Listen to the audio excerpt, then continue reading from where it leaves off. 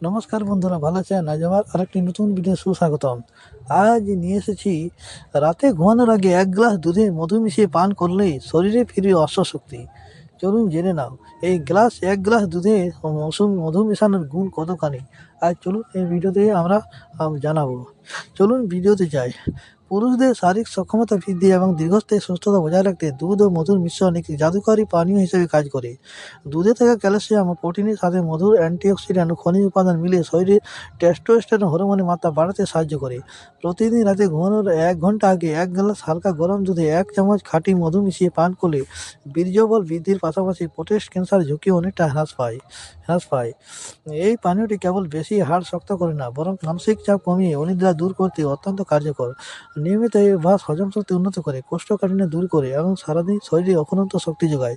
যা শারীরিক দুর্বলতা ও চোখের সমস্যায় ভুগছেন তাদের এই ঘরোয়া টোটকা রোগ প্রতিরোধ ক্ষমতা বাড়িয়ে শরীরকে ভেতর থেকে শক্তিশালী সতেজ করে তোলে।